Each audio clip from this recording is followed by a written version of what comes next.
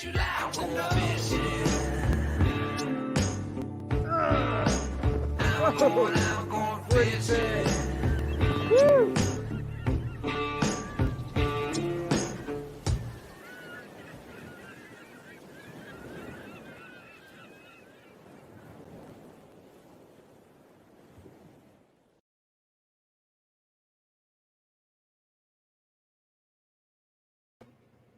Hey everybody, Jim Sammons here, the Kayak Fishing Show, live, as always, brought to you by Ballast Point Brewing Company. Where did I turn that? Today I'm having, again, their Passing Haze Hazy IPA. It's a Sessions IPA.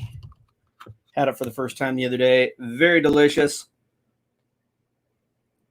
Hope you're all doing well, getting ready for 4th of July weekend. If our government allows us to do anything. Darn good.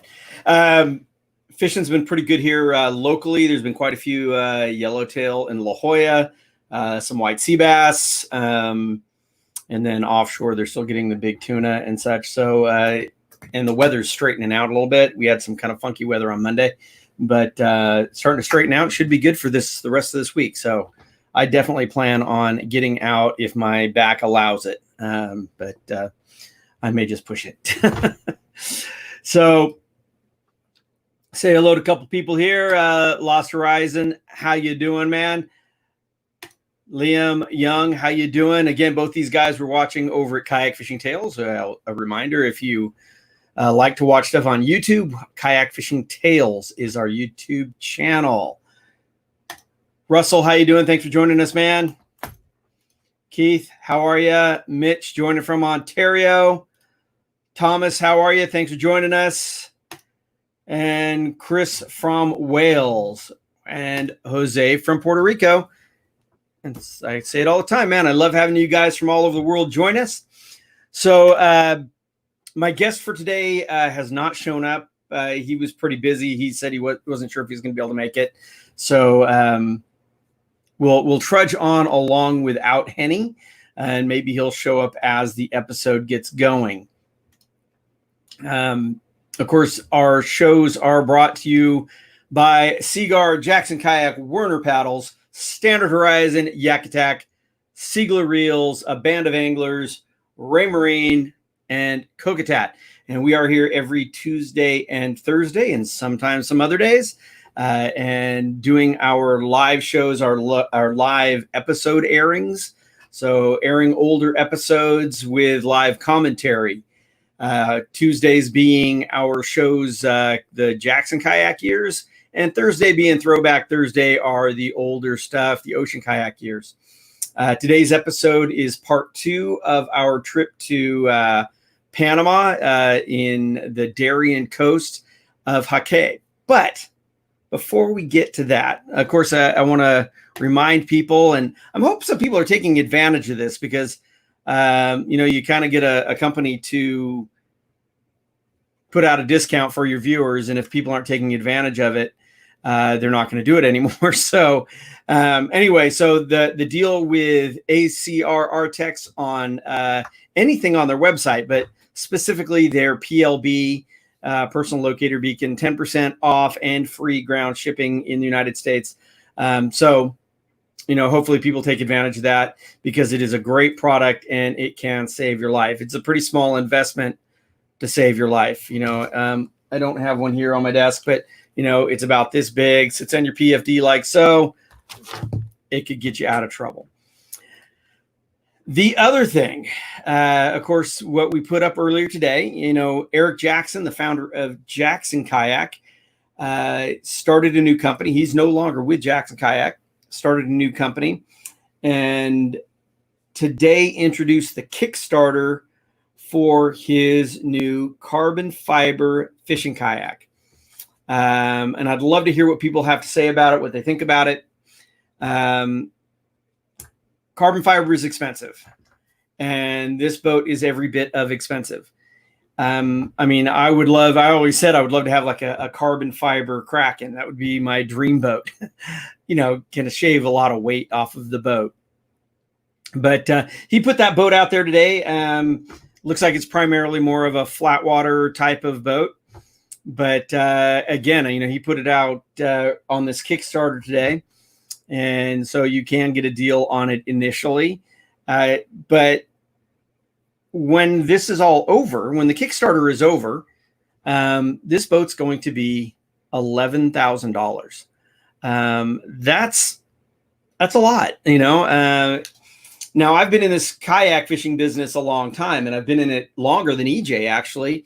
He's been kayaking probably longer, but not in the fishing world. And I know that our thing used to always be, it was hard to get, back in the ocean kayak days, it was hard to push over that $500 line.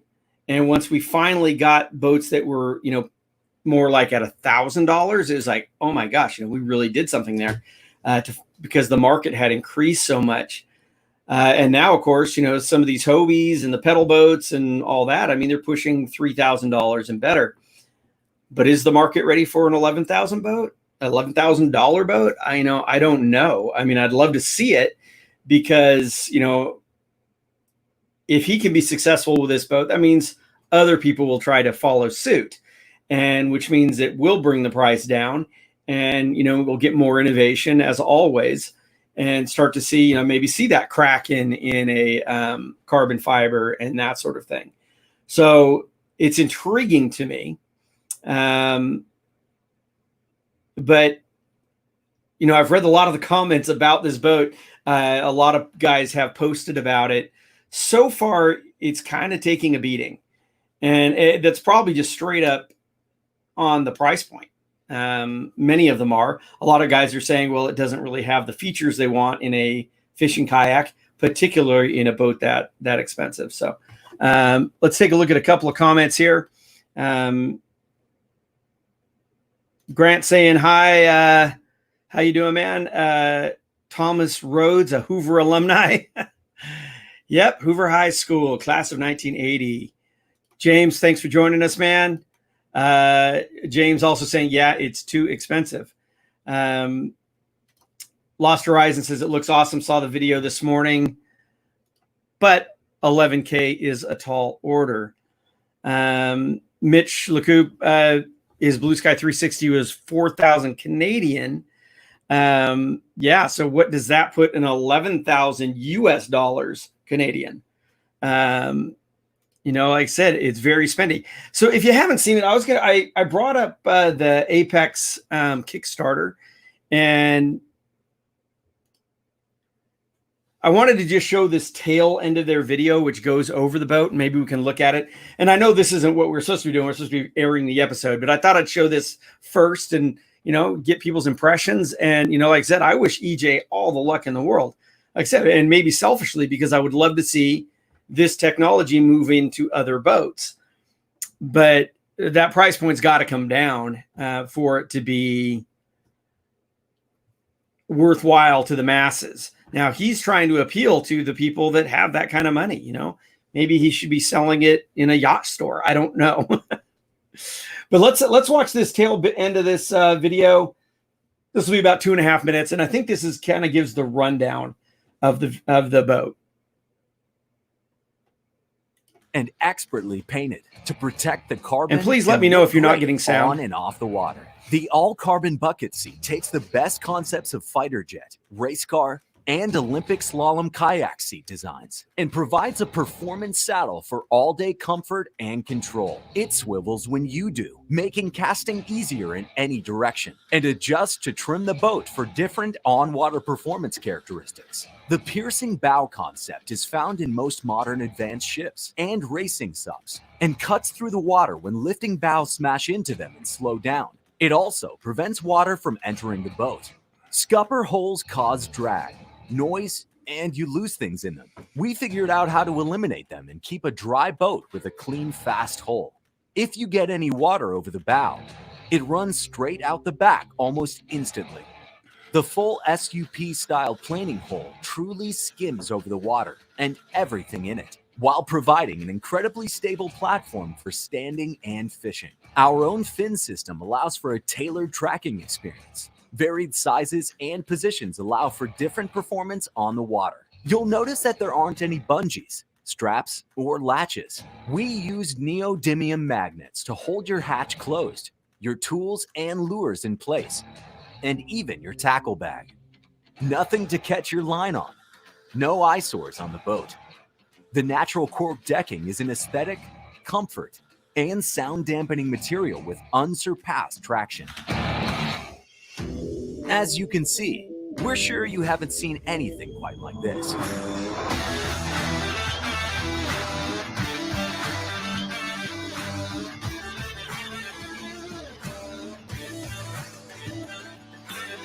I'm bootstrapping this brand with my local Warren County bank. I'm excited to make you part of our story. Additional funds are still needed to get the boat from prototype form and into production. Now, you've seen what we've been able to do with this kayak. This is your chance to help me make this kayak a reality. We have some smaller rewards and some bigger packages, depending upon your appetite. We're just waiting for the green light to go to build your custom kayak. So hit the button, back our campaign, and don't forget to share with your friends and family. And thanks for watching. This is Eric Jackson. Hope to see you on the water.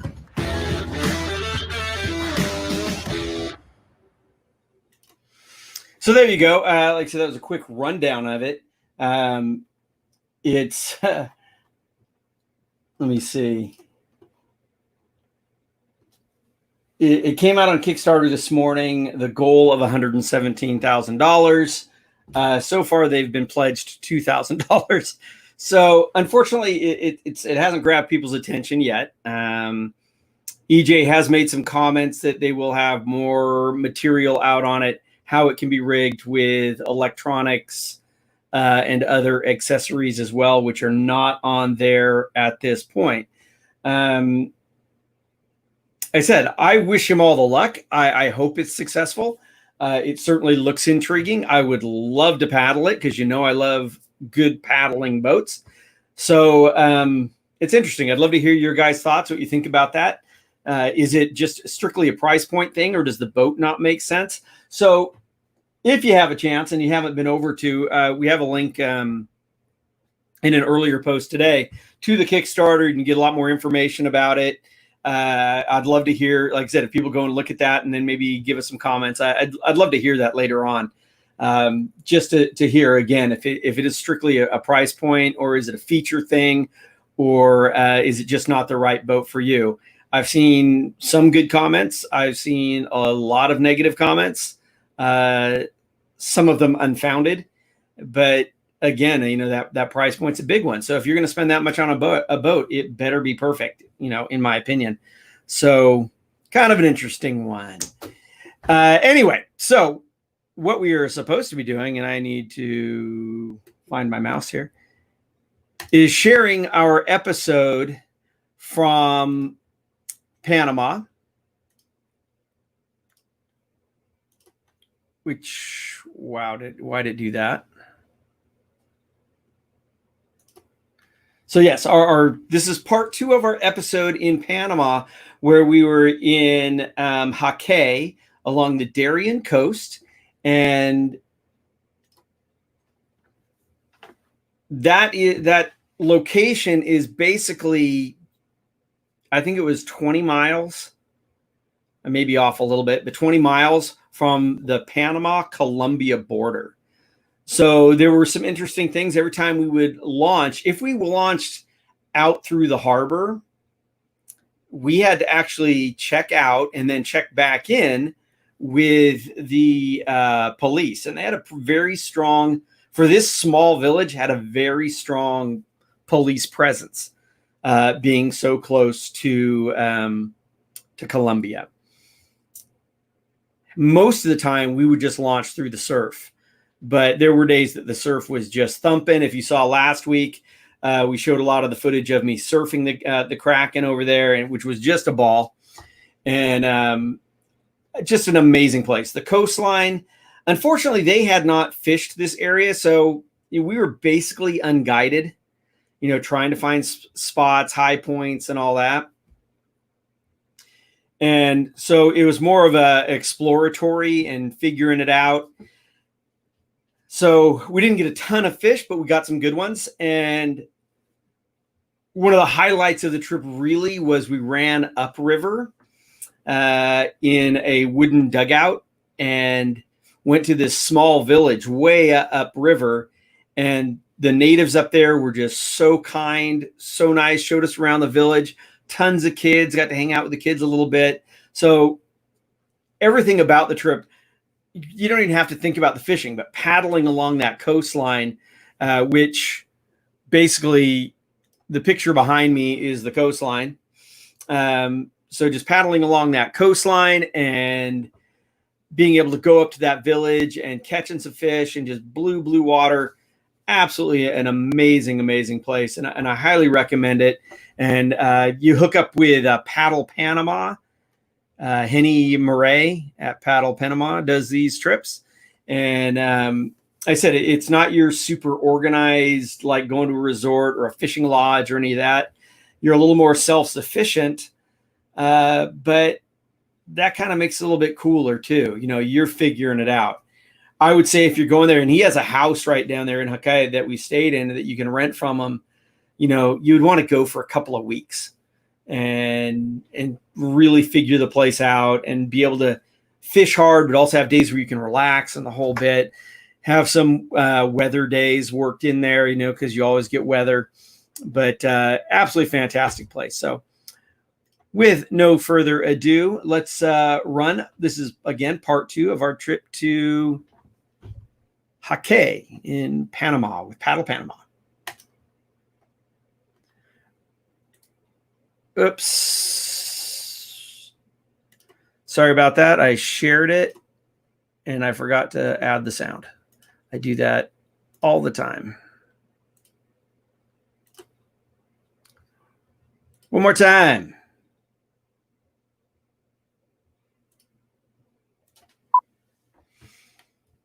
This week on the Kayak Fishing Show, we are at one of my favorite places in the world, Panama. We came here to visit with our good friend Henny from Paddle Panama. He flew us all the way down to a remote village called Jaque, and we are in some pristine areas going after roosters, cubera snapper, and much bigger. Stick around. It's going to be a great show. Word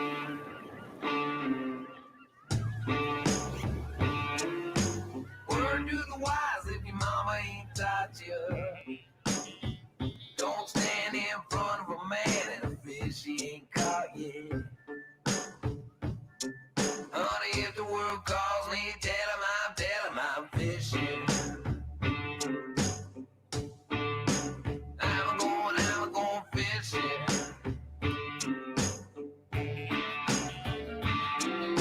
Where am I headed? Where am I headed? Where am I headed? Wouldn't you like to? Where am I headed? Where am I headed? Where am I headed? Wouldn't you like to go fishing? I'm going fishing. Woo!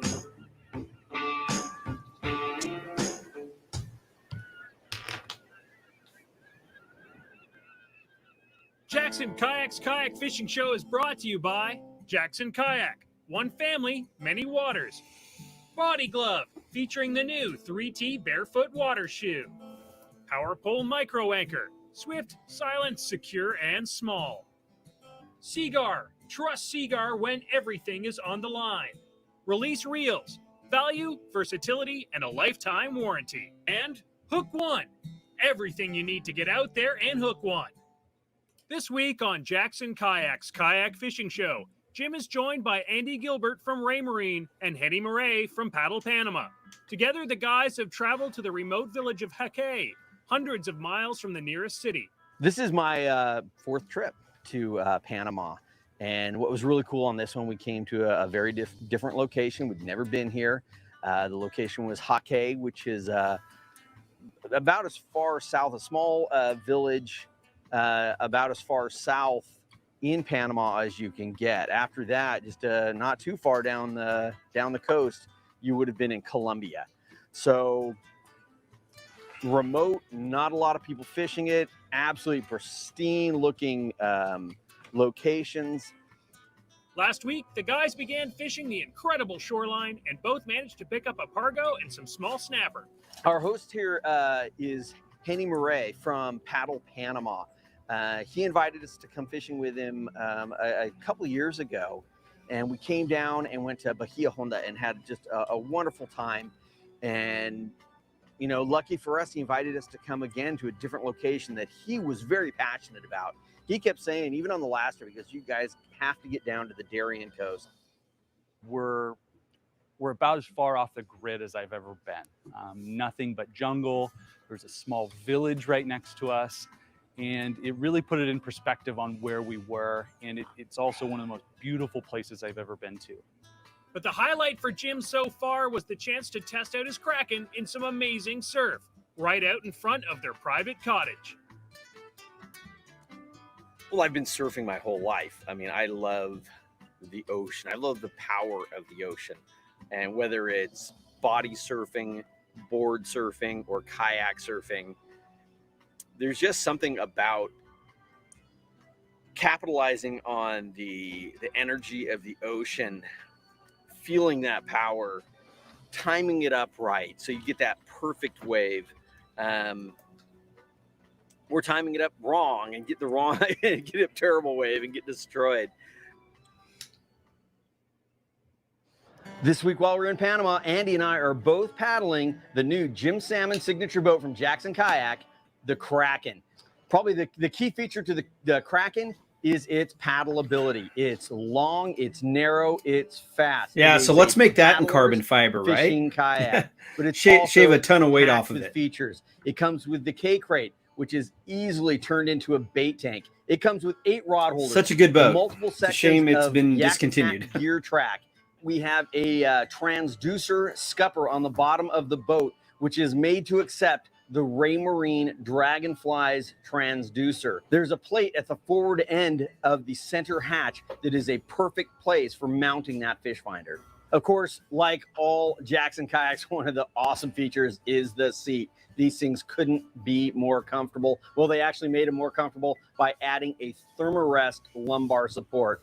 Now you can sit in these boats all day. That's just a little bit of the features of the new Jim Sammons signature boat from Jaque Kayak, the Kraken. Now is the time to fish in earnest. The guys expected to eat like kings on this trip, and fresh tuna and Dorado beckon. When we come back, the guys figure out the pattern and dinner is served. The Kayak Fishing Show is brought to you in part by Jackson Kayak. One family, many waters. Learn more at jacksonkayak.com.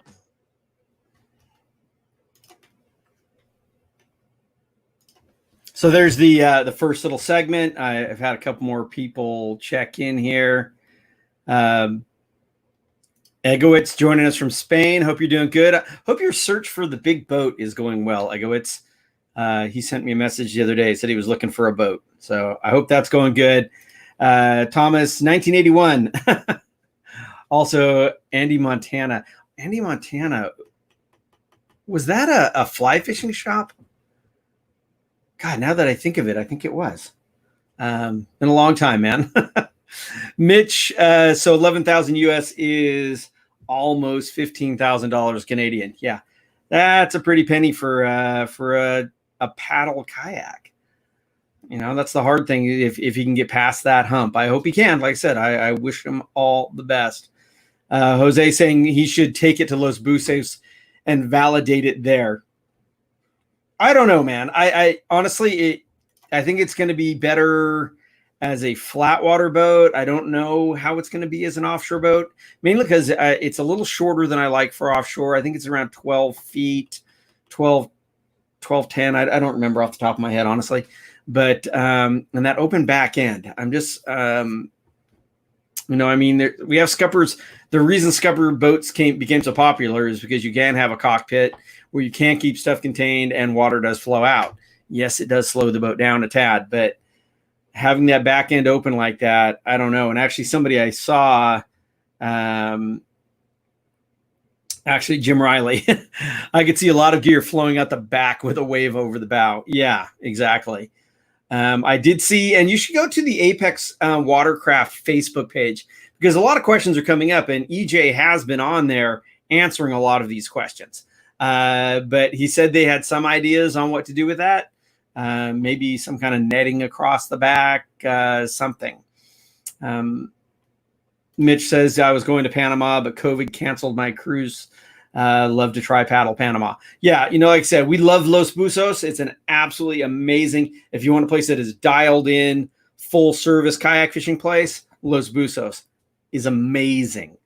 If you want to be a little bit more adventurous, because he does camping trips as well, a little bit more remote, a little more self-sufficient than paddle Panama, so 2 different kinds of trips and both absolutely amazing and very well done. Brooke needs some mesh across the back to stop things from washing out. He does actually, I know he answered some questions that they do have some ideas on how, my glasses are all crooked, how they are doing electronics and all that, because none of that really shows on the Kickstarter. So like I said, worth going over there and taking a look at the Apex Watercraft Facebook page, because they ran the Kickstarters there, and there's a lot of questions and answer over there. Douglas joining us from Brazil. Thank you so much for joining us from down in Brazil. We love it down there. And we have Andrea joining us from Italy. Thank you so much. Very late at night there. Our good friend Magnus up in Sweden. How you doing, buddy? I saw those posts. Nice reminders of our last trip up there, which was so amazing. Jason Ricketts, I recognize that Canadian accent. Will. Yeah, Will was still narrating the show then. Not anymore. We kicked him to the curb, made him go work for Jackson Kayak. Gene, how are you? Is it hot in Florida? It's pretty nice here. We had actually some rain, but Lost Horizons, my Stealth Fish of 555 fiberglass was $3,000 US. Does Stealth do a carbon fiber? I thought I had seen one before, and then I kind of went and looked earlier, and I didn't see a carbon boat. But still, fiberglass is still lighter than plastic, and for $3,000, I mean, they are rockets. I don't know if I could sit in a Stealth, and I don't like the fact that the way the bait tank situation would be, but I would love to paddle one. I mean, they are rockets to paddle for sure. So anyway, let's continue on with our show.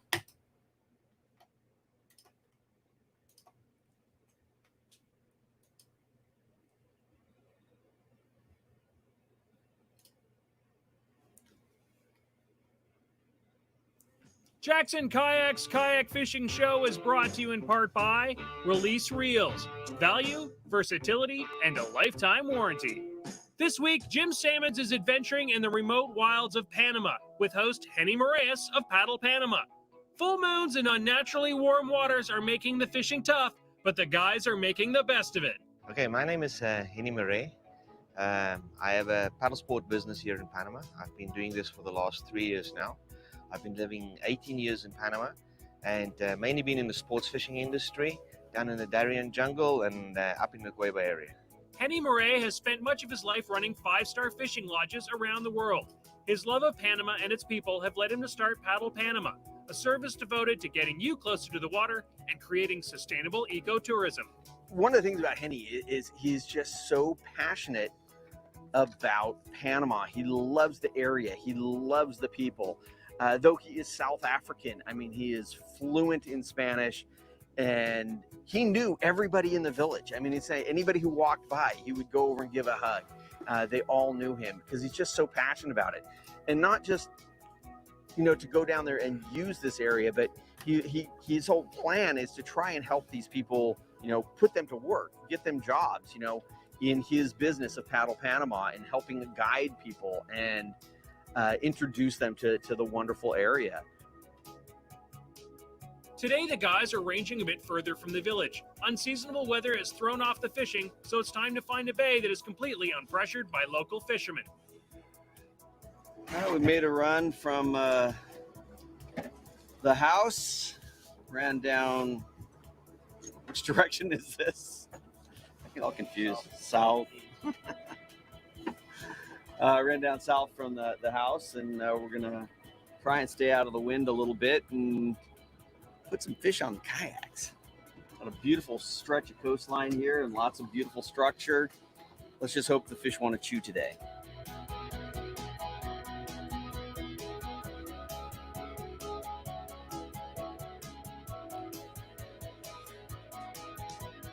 First species was the roosterfish.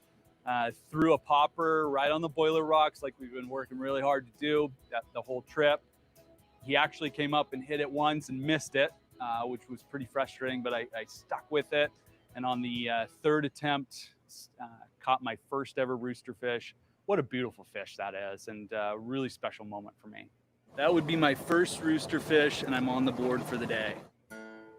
This week while we were fishing in Panama, I was throwing a lot of big lures, poppers, subsurface, all kinds of stuff. So the setup I was using was a 7-foot Fox travel rod. The very cool thing about this rod, it's very strong, but it packs into this small case. Really easy for me to travel with. Has a trigger grip, so it's really comfortable for throwing those lures all day long. The reel I was using was an SG.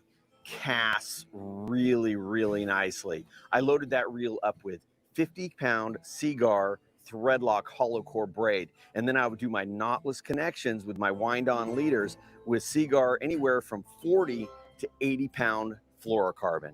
That's the setup I was using in Panama. Check it out.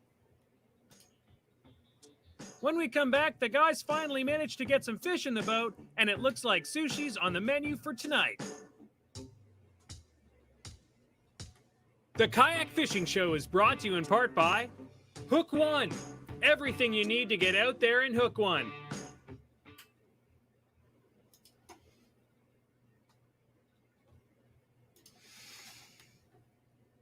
So,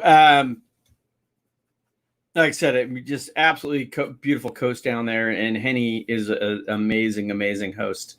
So, like I said, highly recommend Panama. Panama's probably one of the places that after I came back from probably my second trip there, and I've been 5 or 6 times now, every time I go, it's like, if there was one place that I could go every single year, it would be Panama. I would go to Panama every year if I could. Now, I love Costa Rica. I love the people in Costa Rica. I think Costa Rica, in a lot of ways, is a much cleaner country. They so embrace ecotourism, which I absolutely love. But I've just had better fishing in Panama, and they're right next to each other. But overall, I mean, I've got amazing, amazing fish in Costa Rica, so I wouldn't hesitate going there either. But I just love Panama. It's an amazing, amazing place. Get that banner stopped from going across there. I think there was a couple more comments here. Oh, Lost Horizon saying, yeah, $5,000 range for the carbon fiber stealth kayak. So, yeah, I mean, that's getting up there, but it's another $6,000 for that Apex. So, and I said, I would have to paddle one. I really want to be able to paddle one. It sounds very interesting.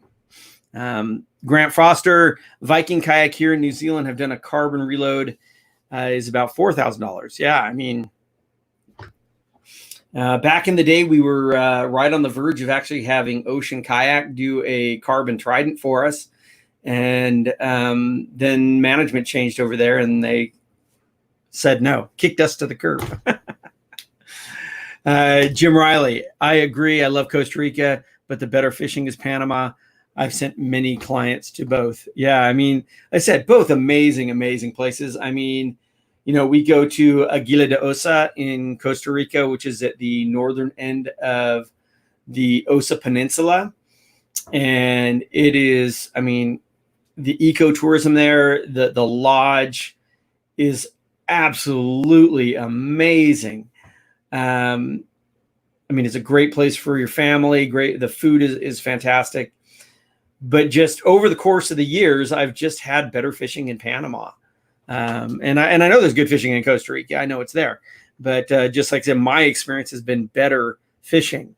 But much cleaner. Costa Rica is just, like I said, They just have embraced that ecotourism so much in Costa Rica. Everybody in that country is so proud of their country, and they just do a fantastic job of keeping it really clean. So that's why I lean one way for one thing and one way for the other.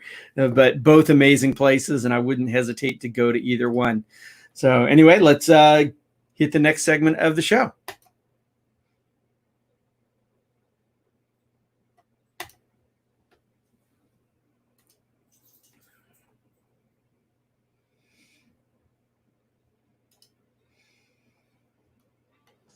The Kayak Fishing Show is brought to you in part by Body Glove, featuring the new 3T Barefoot Water Shoe.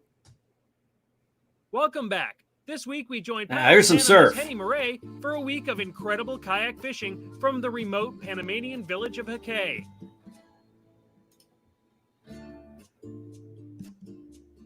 One of the things that worked the best for me really on this trip was vertical jigging. On the last day, I just wanted to get some fish. I wanted to get whatever. And so I broke out really what has been a very dependable lure for me over the years down in Mexico when vertical jigging, which is a little mega bait. They're very heavy. They drop they're low profile, so they drop very quickly. So I dropped the mega bait, caught a little tiny grouper, dropped the mega bait, caught a trigger fish. I mean, I caught trigger fish from this big to this big. I got little groupers and snappers from this big to this big, but I was catching fish and I was having fun. It's when you can be up next to a small island and you're next to the wash rocks and there's all this activity and you're just jigging up fish. That was fun. I mean, kept it entertaining. Pretty fish, orange near his head and yellow at his tail. Very cool. We decided to work an area that was known to be quite fishy. It certainly had all the characteristics of a very fishy place. We saw a lot of bait around there. We saw some small tuna greyhounding around the area. So threw some poppers into the boiler rocks there, but really decided that the best thing to do is to get out and troll around the bait schools. So I was trolling again the cooling minnow, and Andy was kind of back beside me. So he was almost even with my lure, but off to the side. So he said he actually saw the flash of a fish right before I hooked up. And so just trolling around that spot, and I hooked another Dorado, and it was a nicer size bull Dorado. So just to the left from casting in front of the rock, started trolling and just got smashed. I mean, I was maybe 20, 30 feet outside that boiler rock. Last thing I would expect in that close is a Dorado. But I'll take a nice little bull. That's going to eat good tonight. That is a terrible gaff job right there. There you go. Well, we wanted to keep one fish for dinner. Woo! Bam! One of the most common things we hear from you guys. I'm going to pause that just for a second because my dog is barking anyway. But yeah, there's just not many places where you can cruise along that close to shore and catch tuna and Dorado. The only places I've ever done it were Panama, Costa Rica, and when I used to guide trips down in southern Baja. We had a spot, Punta Arena, just south of Punta Colorada, that you could cast from shore and catch tuna and Dorado. And so to cruise a kayak right along the edge of this drop off, that close to the beach. I said there's just not many places in this world where you can catch pelagic type fish that close to shore, and it's pretty amazing. Just a fantastic place. So keep it going. Our fans is that you love our show, but there's no way you could travel and fish in some of the places that we do. So I thought this week we'd talk about how easy it is to be a traveling kayak angler. The kayak fishing tip is brought to you by Ram Mounts. Innovative mounting systems proudly made in the USA. First off, with kayak fishing growing in popularity, tons of outfitters have started catering tests in hopes of accessing this new market. That's why companies like Paddle Panama have begun popping up all over the world.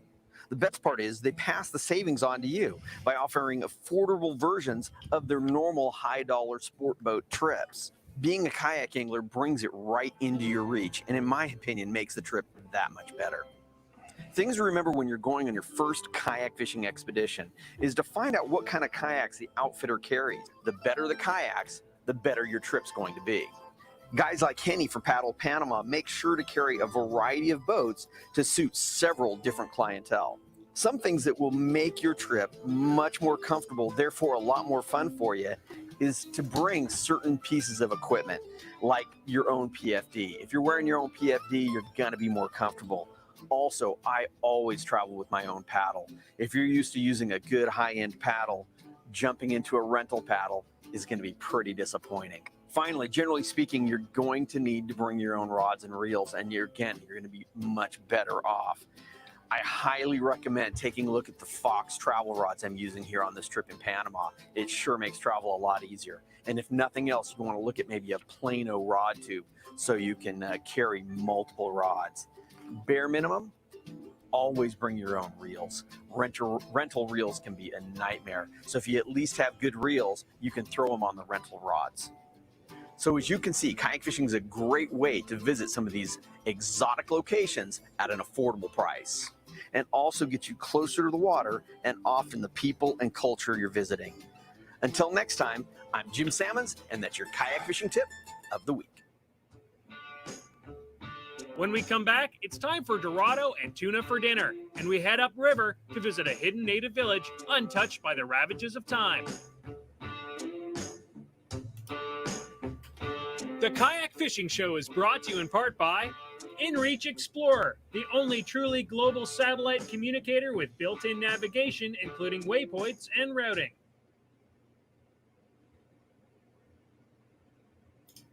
Always the best in fluorocarbon, braid, and monofilament fishing line. Welcome back. This week we're on the west coast of Panama, paddling with Andy Gilbert from Ray Marine. Last day in Panama. Hopefully we're gonna put the hurt on some fish. It's been a challenging week so far, but we've still had a great time, and been a beautiful, beautiful place. Amazing. But conditions have changed a little bit, so we're all feeling pretty good. We're all feeling really positive about nailing some big fish today. So we typically be in the water, try and shoot for around 7 o'clock in the morning. And we would be out on the water, and keep in mind it's roughly 90 degrees with some humidity, and we wouldn't get off the water until about 4 o'clock in the afternoon. So, and this was what, six and a half days in a row of paddling nonstop, and it's exhausting. But a couple of things that helps is you're in one of the most beautiful places in the world.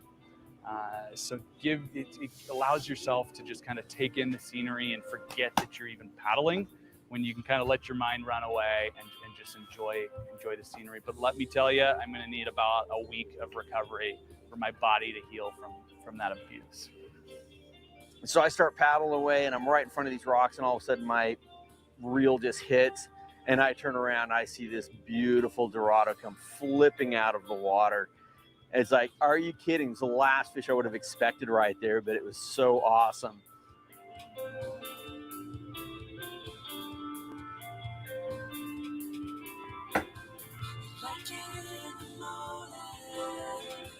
This one was unique. I've never dealt with the yellowfin tuna, and for its size, the amount of strength that fish has is unbelievable. You think you got it up to the boat, you're reeling it in, you go to grab your line, and it just dives down again. Same thing happens again and again. You think you have that fish beat, and it can just keep fighting and keep fighting. Just what a strong fish. You know, in the States, we pay hundreds of dollars for these sushi dinners. And one of the coolest things was being able to catch a fish. We brought it home, filleted it up, had it 3 different ways, fresh sushi from a fish we caught that day. literally something, you know, most people will never get to experience in their lifetime. Just cut little bloodline and bones out of this Dorado we got. Like how it's going, any other way. It's no trick to be in there, no need to stay. Do you like to be here? Well, the fruits of our labor. Some fresh tuna caught today. So we have some ceviche and some sashimi. It's delicious. The adventures in the remote wilds of Panama are rapidly coming to a close. Today, Henny has a treat for Jim and Andy, a trip to a secluded fishing village where local friends have avoided the slow creep of city life. The first time I went to Birukera village was in December of 1999, and it was like going up the Amazon jungle, and the Wanan Indians live there. There's only one of 2 or 3 little villages of Wanan tribes in this region.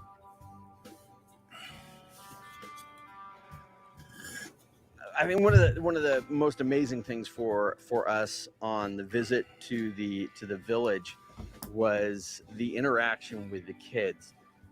From the second we got up to the village in the boat, we walked up this little stairway, and right away there was about 5-6 kids, and I'm talking anywhere from probably 3-4 years old up to 10-11 years old. Yeah, you know, we get so caught up on all our things that we have, our cars, our houses, our toys. And you go into this village where running water is almost a privilege. They don't have electricity, things that you think to yourself, how could anybody be happy without, you know, the bare necessities? And here these kids are running around the village, they're laughing, they're playing. You meet everybody in the village and they're glowing. We're in the Wanan Indian village of Birukera, about 45 minutes up the Jaque River. It's an indigenous community, and they're especially famous for the basket weaving, the Wanan Indian woven baskets. But we checked in, and these kids were just kind of milling around. And then we were introduced to a gentleman who was going to take us on this tour.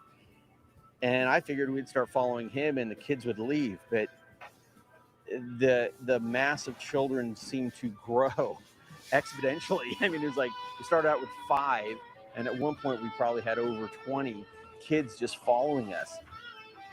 But they were laughing and smiling. I mean, I never forget, there was this one cute little girl. Every time I'd look over at her, she'd just give me this big smile. And they just wanted to hang around us. It was just a really, really neat experience. And so our adventure comes to an end as the guys fly back to Panama City and bid a fond farewell to the best fishing spots in the world.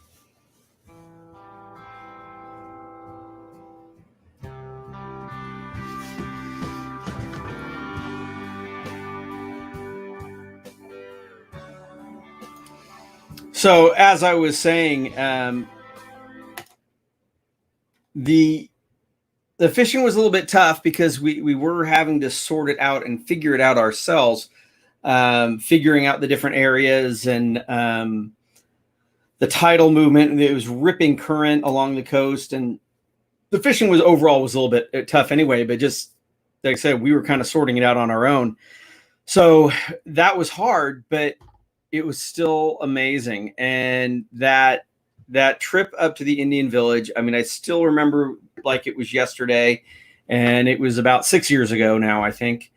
And it just, I mean, just watching this again, I mean, I have not watched this episode in years, but just watching it again just brings back so many wonderful memories of that.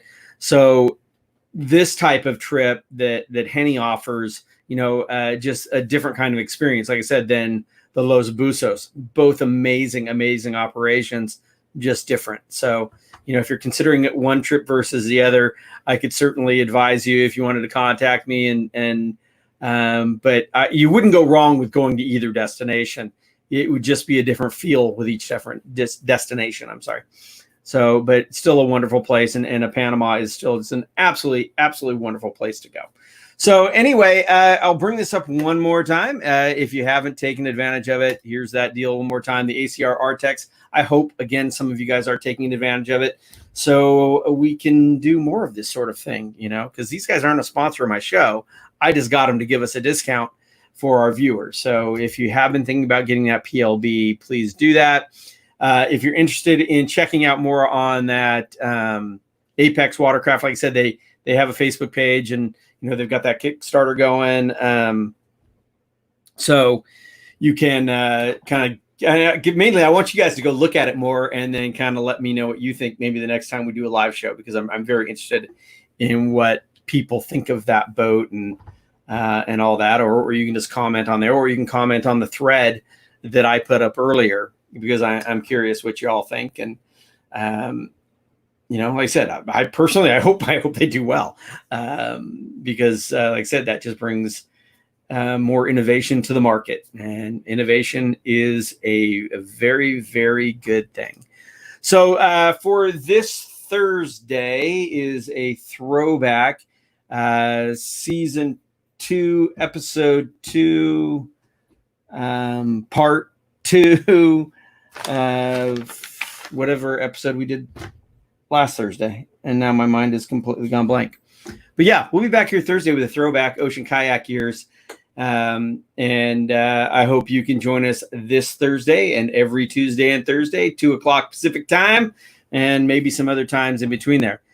If I happen to not show up here on this Thursday, it's because I'm out fishing, and there's a good chance I may go fishing.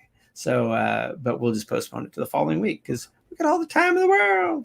So anyway, thank you all for joining us. I really appreciate it. If you are going out on the water anytime this week, and particularly over 4th of July when there's just so much more boat traffic, please always wear your PFD and keep your paddle right side up. You take care.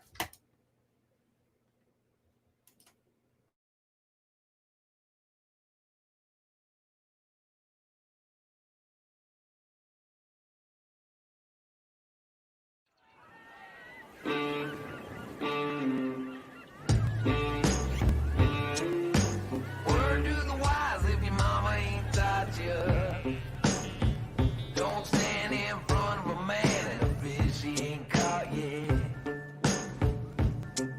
Honey, if the world calls me, tell him I'm fishing.